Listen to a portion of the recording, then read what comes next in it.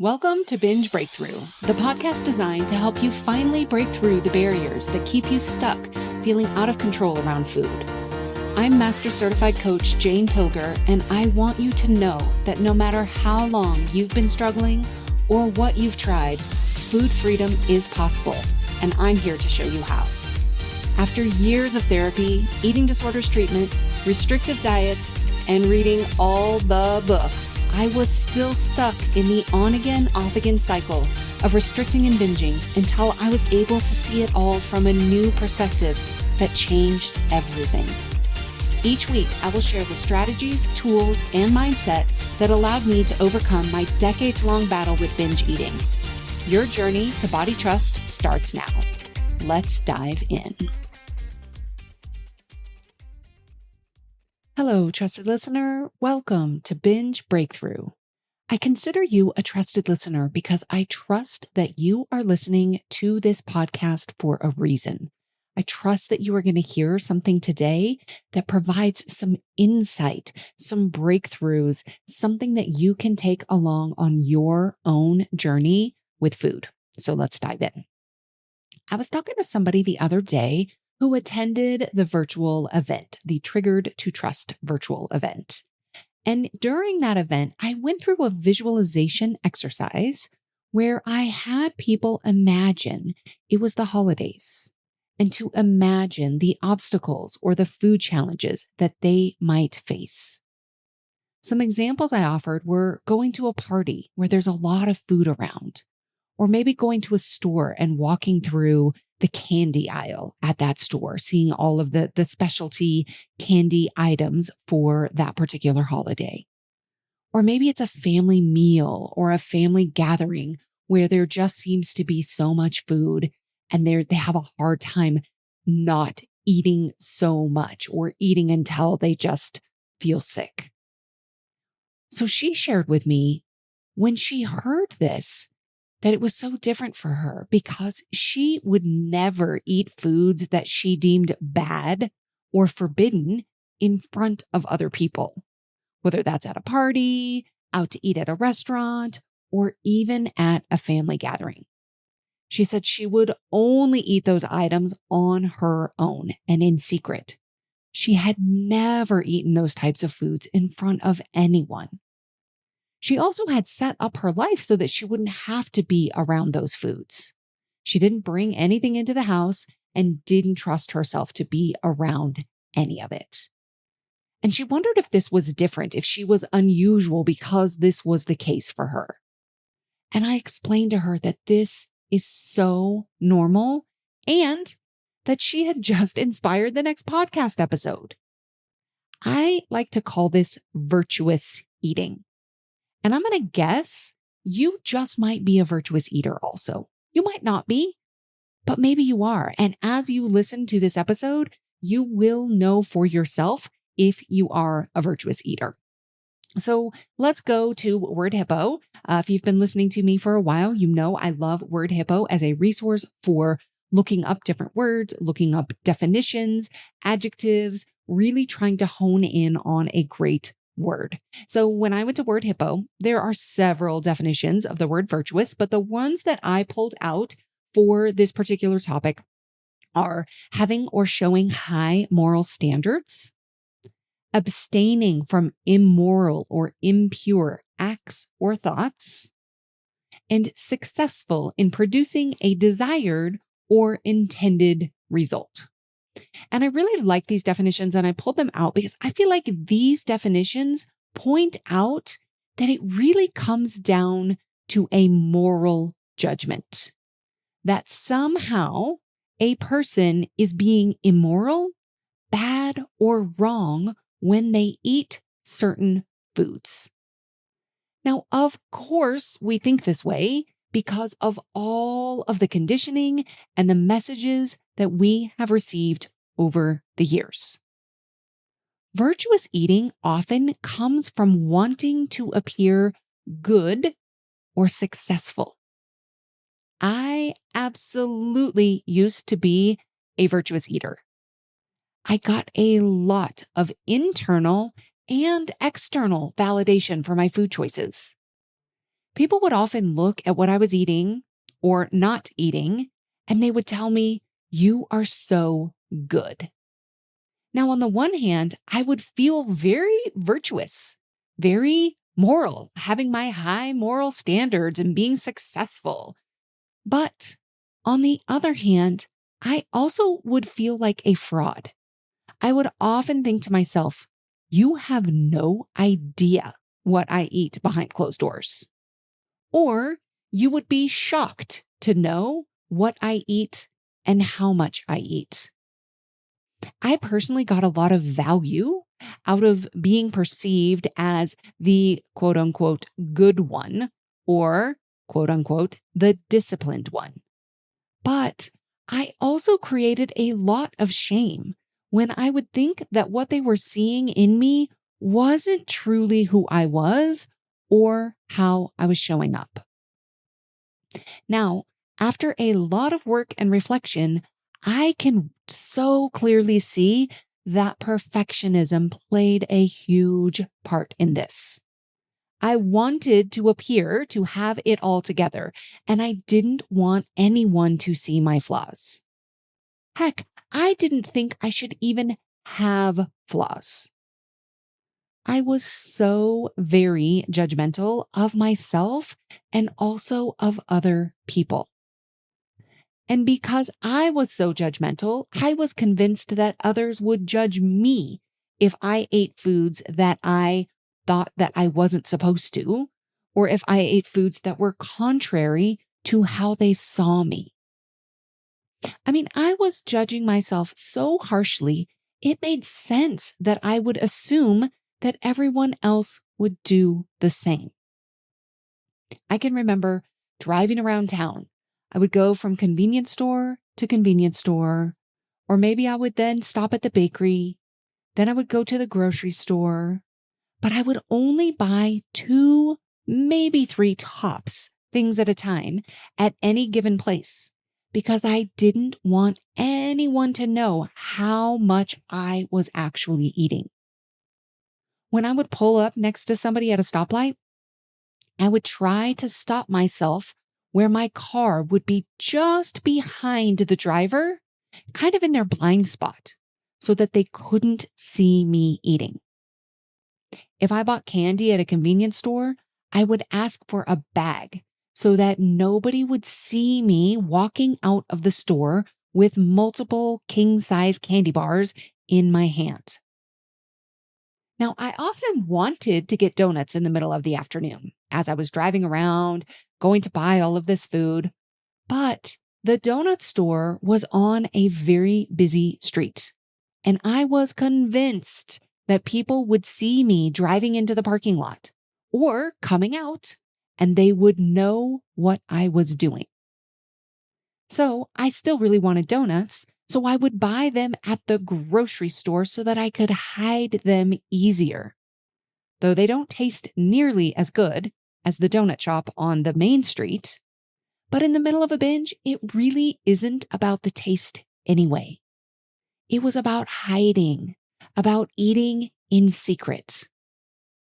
I would be terrified to run into somebody I knew at the grocery store and for them to see me buying something less than virtuous. I can remember walking through the store, having that hand cart in my hand, putting the ice cream bars and the donuts or the cookies in my cart and just walking around thinking, I hope I don't see anybody and I hope nobody looks and sees what I'm buying. Now, later in my binging journey, self checkout became a thing. And I loved this because I could hide. Nobody would have to check me out and actually see what I was buying. But I do remember the very first time I bought donuts at the self check. I scrolled through the items, I selected the picture of donuts, and the machine said very loudly, enter your quantity of donuts. And I was horrified. I was just sure that people were judging me for buying donuts at the store. Now, the truth is that I was judging myself. I thought that I was trying to hide from everyone else, but I was really trying to hide from myself. I thought I was doing something wrong, something bad, something forbidden. So I was acting in that way. I was sure I was going to get caught and get in trouble. And that trouble would be judgment. But I was already on the receiving end of what I feared so much: judgment and shame. And judgment and shame are the very two things that keep us in the cycle of feeling control around food. So if any of this resonates with you and you see yourself as a virtuous eater, I have a few questions for you. What do you get out of being a virtuous eater? How does it serve you? Everything that we do repeatedly serves us in some way, even if we don't like the outcome. So for me, it was approval, admiration, and respect. I also sometimes had a sense of control when I would say no in certain situations when everyone else was saying yes.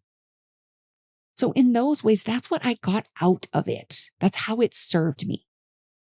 So it's a great question to ask for yourself. What do you get out of being a virtuous eater and how does it serve you? Now, here's another question for you. In what ways does being a virtuous eater hinder you? So for me, it was the sense of inauthenticity that I felt. The person that people saw was so different from the person that I saw. People saw me as someone who was disciplined and in control and doing the quote unquote right things with food. But I saw myself as someone who was out of control, broken, and acting against my will. They saw me as so strong, and I saw myself as weak and helpless. So these questions you can ask yourself. What do you get out of being a virtuous eater? And in what ways does being a virtuous eater hinder you? How does it serve you? How does it hinder you? Now, I don't ask these questions for you to feel bad about yourself. Chances are, especially if you are a virtuous eater and you eat very differently in front of others than you do on your own, chances are you probably already do feel bad about yourself. But I bring up this topic and I ask these questions for you to get curious and aware. Because remember, we can't change what we aren't aware of. I also want you to know that if this is you, you are not alone. There are so many virtuous eaters out there. So many out there. This is not a problem, but it's something to get curious about. If I am a virtuous eater, let me really look at it, because it's important for us to look at this for this awareness, because then we can know in what ways our behaviors serve us and in what ways they hinder us.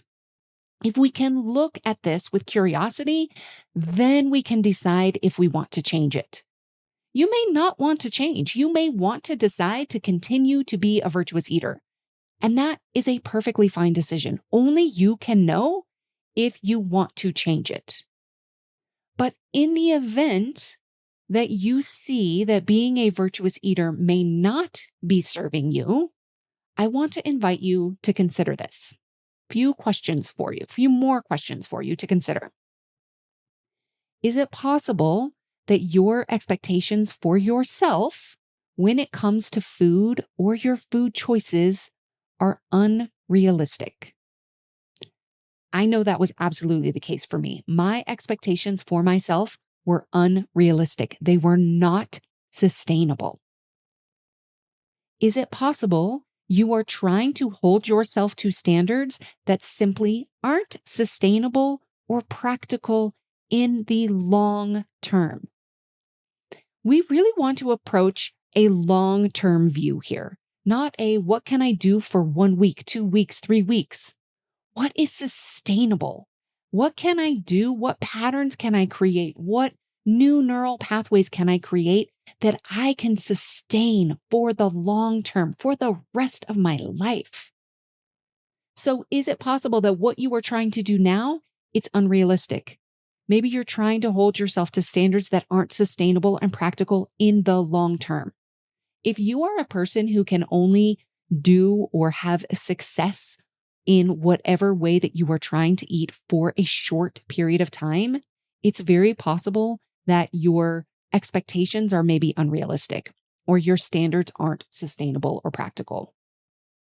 Here's another question for you. What might it look like for you to create a relationship with food where what and how you eat in front of other people is the same as what and how you eat on your own? I'm going to ask that question again. What might it look like for you to create a relationship with food where what you eat in front of others is the same as what and how you eat on your own? Would you want that type of scenario? Do you want to become an eater who eats the same way no matter who is around? There is no right or wrong answer here. If your answer is no, I don't want to become an eater who eats the same way, that is perfectly fine. That is you just knowing and understanding what you want for yourself, not what somebody else wants for you, what somebody else thinks you should do. It's what you want for yourself. So if you want to become an eater who eats the same way, no matter who is around, what would have to change in order for this to happen? Now, I can't answer these questions for you, but what I can do is plant some seeds of awareness and curiosity. Now, if you think that the thing that would have to change in order for you to eat the same way in front of others and when you're by yourself, if you think that that thing would have to change, that would have to change is your body size, I want to offer you this. A change in thinking and relating to yourself is required for any long-term habit change. I can promise you that if you are eating in secret now or eating differently with other people than on your own, that won't change simply because you lose weight. Now, I also acknowledge there is absolutely a fat bias, and people in larger bodies do get judged for their choices far more often than people in smaller bodies. But the size of your body doesn't have to do with the way you see yourself. I have known people, including myself, in very small bodies who thought terrible things of themselves and would not allow themselves to be seen eating certain foods in public. This was the case for me at a lot of different sizes and a lot of different weights. Whether I was underweight, when I was overweight, that did not matter. The size of my body, how many pounds I weighed, did not matter. I still would not allow myself to be seen eating certain foods in public. I have also known people in larger bodies who thought terrible things of themselves and would not allow themselves to be seen eating certain foods in public. The size of the body doesn't reflect the internal thoughts and beliefs of the person living in that body. Can you allow yourself to take up whatever space you take up in this current body? And can you allow yourself to show up for yourself and with food in the same way, no matter who is around? If the answer is no, it gives you something to get curious about, but not from a place of judgment. It just shows you there is something there to get curious about. Now, let's be clear. Many of us show up differently when we're on our own versus when we're around other people. But if there is a disconnect between who you truly see yourself to be and how you are showing up with food, it's something to get curious about. What would need to change for you to be able to eat the same way, no matter who was around? Now, we can't change society. We can't change fat phobia. We can't change diet culture, but we can change the way we treat ourselves, the way we talk to ourselves, and the way that we take care of our bodies and our needs, physically and emotionally. Some of these patterns have been ingrained for years and even decades. They won't change overnight, but they absolutely can change. Are you a virtuous eater? Do you want to be? Why or why not?